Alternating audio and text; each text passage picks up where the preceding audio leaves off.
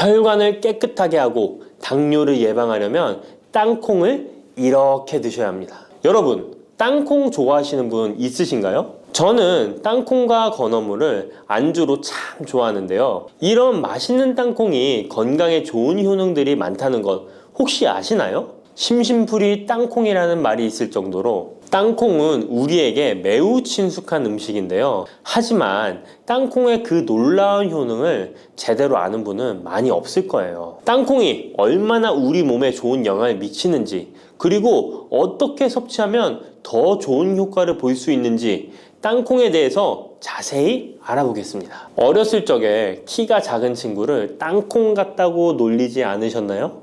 작은 땅콩 한 알에는 단백질, 지방, 탄수화물, 식이섬유는 물론 비타민 E, B군, 칼륨, 마그네슘, 철분, 폴리페놀, 폴라보노이드, 레스베라트롤 등 여러 가지 몸에 좋은 영양소가 매우 풍부하게 들어있는데요. 이렇게 영양이 풍부하고 맛도 고소한 땅콩의 놀라운 효능 7가지 바로 소개해 드릴게요. 땅콩의 놀라운 효능 첫 번째는 심혈관 질환 개선입니다. 미국 심장학회에서 땅콩을 추천 음식으로 소개한 것 알고 계신가요? 땅콩의 크기는 작지만 땅콩 안에 들어있는 영양소는 결코 작지 않습니다. 땅콩은 불포화 지방산을 많이 함유하고 있고, 특히 땅콩에 함유된 모노불포화 지방산과 다불포화 지방산은 나쁜 콜레스테롤인 LDL 수치를 낮추고 좋은 콜레스테롤인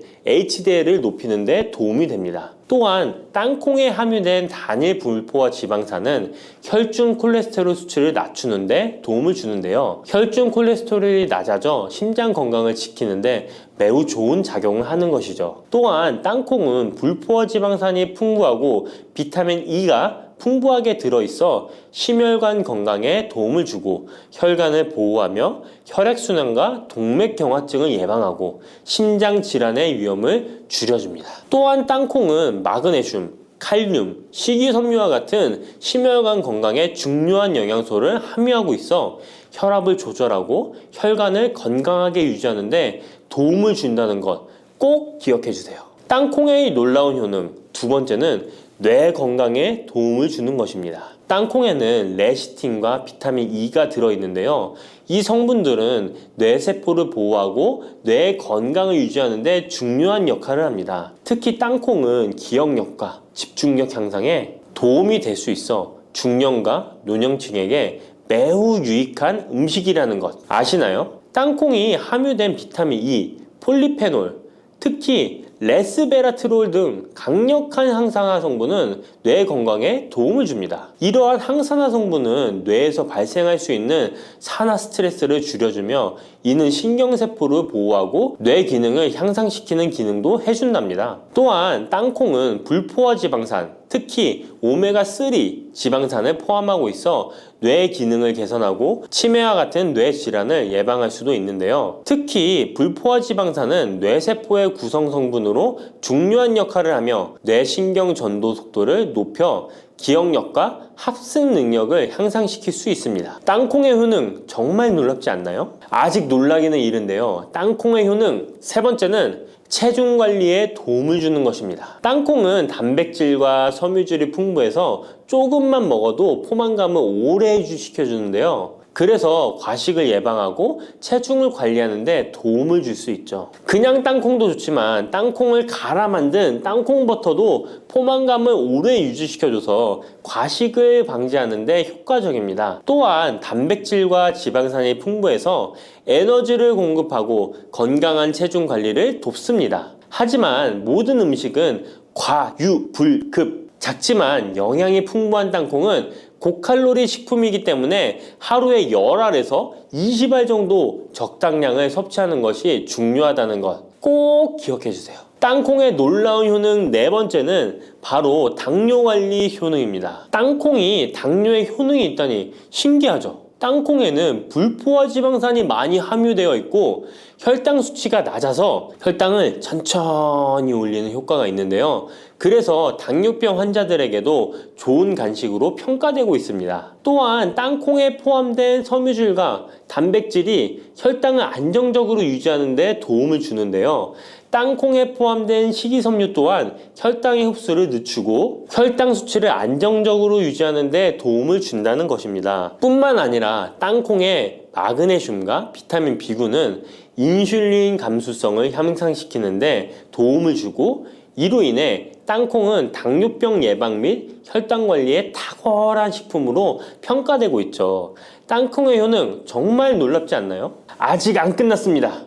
땅콩의 효능 5번째는 피부 건강에 도움을 주는 것입니다. 땅콩에 들어있는 비타민 E와 항산화 물질이 피부를 건강하게 유지하는 데 좋은 영향을 주는데요. 땅콩에 들어있는 비타민 E는 강력한 항산화제로 피부 세포를 자유 라디칼로부터 보호하고 피부 노화를 지연시키는 데 좋은 영향을 줍니다. 이 성분은 피부의 탄력을 유지하고 주름을 예방하는 데 효과적이며 피부 노화를 방지하고 염증을 줄이며 피부를 매끄럽고 촉촉하게 만들어줍니다. 그래서 땅콩은 아름다운 피부를 위한 좋은 식품이죠. 그리고 땅콩에 포함된 불포화 지방산, 특히 올레산과 리놀렌산은 피부의 수분 유지를 도와 피부가 건조해지지 않도록 하며 염증을 줄여 피부 트러블을 완화하는 데 도움을 줄 수 있습니다. 뿐만 아니라 땅콩에는 아연이 포함되어 있어 피부 회복에 중요한 역할을 합니다. 땅콩에 함유되어 있는 아연은 상처 치유를 돕고 여드름과 같은 피부 문제를 개선하는 데 놀라운 효능도 있습니다. 땅콩의 효능 6번째는 소화 건강에 도움을 주는 것입니다. 땅콩에는 식이섬유가 풍부해 소화 시스템에 좋은 영향을 주는데요. 식이섬유는 장의 움직임을 촉진시켜 변비를 예방하고 장내 유익한 미생물의 활동을 도와줘서 장 건강에 매우 좋은 환경을 만들어줍니다. 또한 땅콩에 포함된 불용성 섬유는 특히 장을 자극해 배변을 원활하게 하고 장의 건강을 유지하는 데 중요한 역할을 하는데요. 이 섬유는 장에서 물을 흡수하여 변을 부드럽게 만들어줍니다. 땅콩의 놀라운 효능 7번째는 좋은 단백질과 건강한 지방 섭취에 좋은 공급원입니다. 땅콩은 고기나 다른 동물성 단백질에 비해 지방이 적고 채식주의자나 비건이 단백질을 섭취할 때 아주 유용한 대체 식품이 될 수 있는데요. 100g의 땅콩은 약 25에서 30g의 단백질을 함유하고 있다는 것 아시나요? 우리가 흔히 좋은 단백질 공급 식품이라고 생각하는 닭가슴살의 단백질 함량이 100g당 30에서 35g이라는 걸 생각해보면 단백질 함량은 닭가슴살에 비해 살짝 낮지만 대신 건강한 불포화 지방산과 다른 다양한 영양소도 다량 함유되어 있어 단백질을 섭취하기에 충분히 좋은 식품이랍니다. 이렇게 건강에 놀라운 효능이 있는 땅콩, 아무렇게나 드시면 땅콩의 효능을 100% 섭취할 수 없다는 것 아시나요? 보통 땅콩을 어떻게 조리해서 드시나요? 구워서? 볶아서? 삶아서? 모두들 좋아하는 방법이 다르실 텐데요. 생땅콩을 먹는 것이 가장 좋다라고 들으신 분들도 있으실 거예요. 과연 땅콩을 가공하지 않고 생으로 먹는 것이 가장 좋은 방법일까요? 정답은 아니오입니다. 생땅콩에는 독성이 있을 수 있는 물질인 아플라톡신이 포함되어 있을 수 있기 때문에 이를 피하기 위해서는 반드시 충분히 익혀 먹어야 하는데요. 볶거나 구운 땅콩은 아플라톡신을 제거할 수 있어 안전하게 섭취할 수 있지만 그보다는 땅콩을 삶아서 먹는 것이 더 건강에 좋다는 것 알려드릴게요. 땅콩을 삶았을 때 더욱 건강에 좋은 이유 몇 가지가 있는데요. 바로 알려드릴게요. 첫 번째, 삶은 땅콩은 볶은 땅콩에 비해 항산화 성분이 더 많습니다. 볶을 때 일부 항산화 성분이 파괴될 수 있고 또한 땅콩의 껍질에는 폴리페놀과 레스베라트롤이 풍부하게 함유되어 있기 때문에 땅콩을 볶은 뒤 버리는 껍질은 이런 몸에 유익한 성분들을 섭취할 수 없기 때문입니다. 두 번째, 삶은 땅콩은 과일산이 더 적고 식이섬유도 풍부한데 이로 인해 소화가 더 용이합니다. 세 번째, 삶은 땅콩은 아크릴아마이드라는 발암물질이 덜 생성됩니다. 아크릴아마이드는 고온에서 볶을 때 발생할 수 있는데 삶은 과정에서는 이 유해물질이 생성되지 않습니다. 이제는 건강을 위해 삶아 드셔야 한다는 것 아셨죠? 하지만 땅콩을 섭취하시기 번거롭거나 조금 더 쉽게 섭취하고 싶은 분들도 있으실 텐데요. 이런 분들은 땅콩 버터를 드시면 됩니다. 땅콩 버터는 땅콩에 버터를 넣은 거 아니야? 라고 생각하시는 분도 있으시죠? 그것은 아니고 땅콩을 계속해서 갈게 되면 크림과 같은 형태로 변하게 되는데 이게 마치 버터처럼 부드러워 땅콩 버터라고 부르는 것입니다. 땅콩 버터는 땅콩의 영양소를 그대로 담고 있어 섭취할 때 매우 편리한데요. 다만 가공된 버터에는 설탕이나 염분이 추가될 수 있기 때문에 첨가물이 없는 순수한 땅콩 버터를 선택하는 게 좋겠죠? 땅콩 버터는 샐러드 드레싱에 넣거나 통밀빵에 발라 먹으면 더욱 맛있고 건강하게 섭취할 수 있습니다. 맛도 좋고 건강에도 좋은 땅콩, 이렇게 좋은 땅콩도 섭취하실 때 몇 가지 주의할 점이 있다는 것 알고 계신가요? 땅콩을 섭취할 때 주의할 점들 알려드릴게요. 땅콩 섭취 시 유의할 점 첫 번째는 알레르기입니다. 땅콩 알레르기 있는 분은 절대 땅콩을 드시면 안 되는데요. 땅콩은 알레르기를 일으킬 수 있는 대표적인 식품이기 때문에 본인이 알레르기가 있는 걸 인지하시는 분이라면 절대 피하셔야 합니다. 땅콩 알레르기는 가벼우면 목, 혀의 가려움이나 발진 등이 일어날 수 있는데요. 만약 알레르기 증상의 정도가 심하다면 호흡곤란, 혈압저하, 아나필락시스 등 매우 심각한 반응을 일으킬 수 있으므로 알레르기 반응이 있다면 즉시 땅콩 섭취를 중단하시고 의사와 상담받는 것이 필요합니다. 또한 땅콩이 들어간 음식이 아니어도 전에 같은 조리기구를 사용해서 만든 요리도 땅콩의 성분이 남아있을 수 있어 알레르기가 있는 사람에게는 위험할 수가 있는데요. 알레르기가 있는 분은 꼭 땅콩이 들어갈 수 없는 환경에서 조리가 된 건지 확인하는 게 중요합니다. 땅콩을 섭취할 때 유의사항 두 번째는 과다 섭취입니다.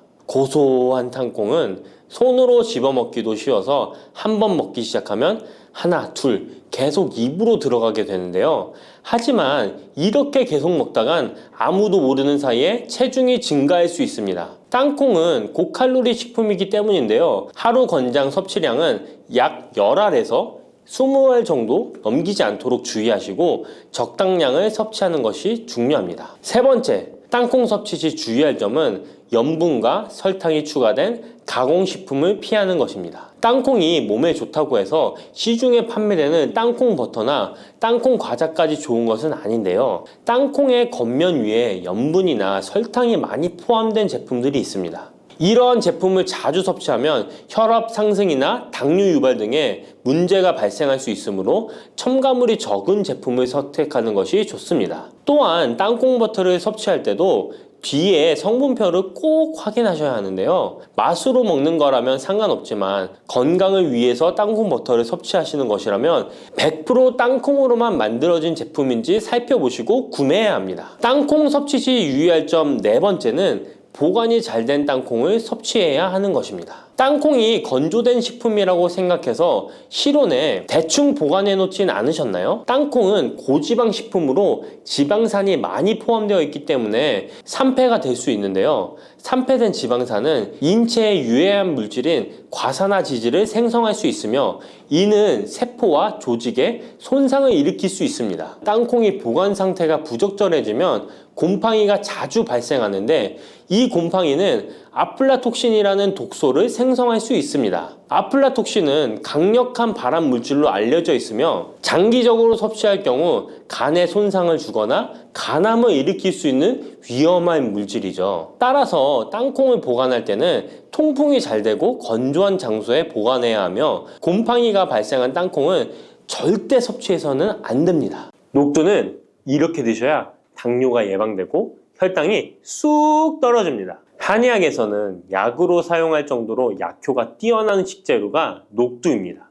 우리 선조들은 이 약효를 잘 알고 일반 가정에서도 많이 사용했습니다. 이런 녹두가 만병의 근원인 고혈압과 당뇨에도 좋다는 사실 알고 계셨나요? 그런데 이렇게 좋다는 녹두도 잘 알고 드셔야 하는데요. 잘못 드시면 우리 몸에 독이 될 수도 있고 잘 드시면 보약이 될 수도 있습니다. 녹두는 어떻게 또 무엇과 먹어야 되고 주의할 점은 무엇인지 모두 알려드릴게요. 녹두에 약간 거친 식감을 싫어하시는 분들이 껍질을 까고 녹두 속 알맹이만 드시는데요. 녹두에 놀라운 영양 성분들이 거의 다 껍질에 있기 때문에 녹두 껍질은 반드시 함께 드셔야 합니다. 녹두에는 식이섬유가 풍부하고 소화를 돕는 효소가 많아 소화가 잘 안 되는 분들이 드시면 도움이 되는데요. 녹두에 풍부한 식이섬유가 장 운동을 활발하게 하고 소화를 돕는 효소가 장내에 유익균을 풍성하게 해줘 장 건강을 개선해 줄 수 있습니다. 우리 선조들은 기억력이 많이 약해진 환자에게 녹두죽을 먹여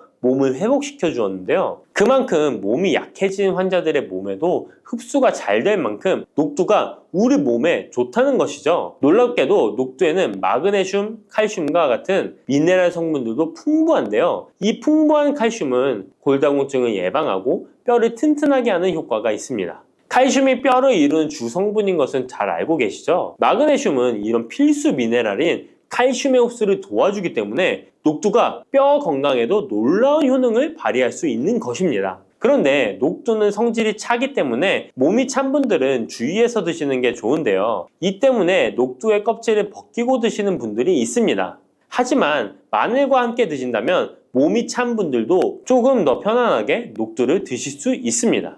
마늘의 따뜻한 성질이 녹두의 찬 성질을 중화시켜주기 때문이죠. 이뿐만 아니라 마늘이 대표적인 항암식품인 사실은 알고 계시잖아요. 마늘에는 S알리시스테인과 알리신이라는 성분이 풍부해서 암세포를 억제하고 사면시켜주는 효능이 있습니다. 또한 강력한 항산화 성분인 폴리페놀이 많이 들어있어서 나쁜 콜레스테롤의 성장을 막아 혈관을 깨끗하게 만들어주기 때문에 심혈관 질환에 매우 탁월하답니다. 이뿐만 아니라 체내 지방의 대사를 촉진하여 지방 분해를 통해 체지방을 제거하고 비만을 예방하는 효능까지 있는 놀라운 식품이죠. 그래서 마늘을 녹두와 함께 드시면 시너지 효과가 있기 때문에 우리 몸에 보약이 될 수 있습니다. 마늘과 녹두를 함께 먹을 수 있는 가장 간단한 방법은 마늘 녹두밥을 지어 먹으면 되는데요. 녹두를 물에 충분히 불려서 밥을 하시면 녹두 껍질의 거친 식감을 완화시켜 편하게 드실 수 있습니다. 그리고 우리가 녹두하면 생각나는 대표적인 음식이 녹두 빈대떡이 있는데요. 맛있는 녹두 빈대떡에 돼지고기를 갈아서 함께 부쳐 먹기도 하죠. 이 방법은 영양학적으로도 탁월한 조합이 됩니다. 녹두에 부족한 필수 아미노산인 트립토판 같은 성분이 돼지고기에 풍부하게 들어있기 때문인데요. 트립토판이나 메티오닌 같은 필수 아미노산은 우리 몸에서 합성되지 않아 반드시 음식을 통해 섭취해야 합니다. 돼지고기가 이런 아미노산의 훌륭한 공급원이 될 수 있기 때문에 나이가 들면서 기력이 약해진 분들이 녹두와 돼지고기를 함께 드시게 되면 기력 회복에 좋은 효과를 보실 수 있습니다. 또한 돼지고기에는 단백질이 풍부하여 근육을 튼튼하게 하는데 도움을 주고 풍부한 비타민 B1은 피로 회복과 신경 안정에도 매우 효과적입니다. 철분도 풍부해 나이가 들며 부족해지는 철분 보충에도 효과를 볼 수 있고 필수 지방산인 리놀렌산이 많아 동맥경화와 고혈압 같은 성인병의 예방, 아연, 셀레늄, 비타민 B6 등의 영양소가 면역력을 강화하는 데에도 도움을 줍니다. 녹두는 또한 혈당을 낮춰주고 인슐린 감수성을 높여주는 효능이 있어서 당뇨 관리에도 너무 좋은 식품인데요. 풍부한 식이섬유는 소장에서 당의 흡수를 지연시켜주고 다양한 미네랄과 비타민이 당뇨로 인한 합병증을 예방하는 데에도 좋은 효능이 있습니다. 이때 팥과 함께 드시면 이런 효과들이 매우 높아집니다. 팥은 강력한 항산화 성분인 안토시아닌이 풍부해서 혈관의 활성산소를 제거해주고 혈관세포의 손상을 예방해줘서 혈관을 깨끗하고 건강하게 해줄 수 있습니다. 2014년에 발표된 한 연구에서 팥을 섭취하는 것이 2형 당뇨병 환자의 혈당 수치와 인슐린 저항성을 개선하는 데 도움이 되는 것으로 보고됐습니다. 이 연구에서는 4주 동안 매일 팥을 섭취한 결과 당뇨 환자들의 공복 혈당 수치가 평균 19.5% 감소하였고 인슐린 저항성이 감소하는 결과를 볼 수 있었습니다. 또한 팥은 쌀의 10배 이상, 바나나의 4배 이상의 많은 칼륨을 함유하고 있는데요. 칼륨은 몸 안에 나트륨을 배출하고 당뇨 환자의 신장 기능을 강화시켜주며 혈압 상승을 억제해주는 효능이 있습니다. 팥은 한의원에서 다이어트를 위한 처방을 할 때도 사용되는데, 팥의 풍부한 칼륨은 이뇨작용을 통해 부종을 줄여줄 수 있기 때문에 지방이 몸에 축적이 잘 되어 살이 찌는 사람에게 효과적입니다. 특히 쉽게 붓고 살이 찌는 분들에게 더욱 효과가 좋은데요. 한 실험에서 실험쥐에 팥 추출물을 먹였더니 체지방 함량이 30% 이상 줄었고 몸무게도 37%나 감소한 결과를 발표하기도 했습니다. 자, 이렇게 녹두와 함께 복용하면 좋은 식품들을 알아보았는데요. 그렇다면 녹두를 복용할 때 주의할 점은 어떤 것이 있는지도 한번 살펴보겠습니다. 첫 번째는 녹두의 차가운 성질인데요. 녹두의 차가운 성질은 우리 몸의 열을 낮춰주고 스트레스를 해소하는 효과가 있습니다. 또한 염증 완화를 시키고 통증을 줄이는 데도 도움이 되는데요. 그래서 녹두로 속을 채운 베개를 쓰면 두통이 완화되기도 합니다. 다만 이런 찬 효능 때문에 녹두를 드실 때 주의하셔야 하는데요. 평소 몸이 찬 분들이 녹두를 많이 드시게 되면 오히려 몸에 해가 될 수 있습니다. 위나 장이 차가워지면 소화력이 떨어지고 복통이나 변비, 설사가 나타날 수 있습니다.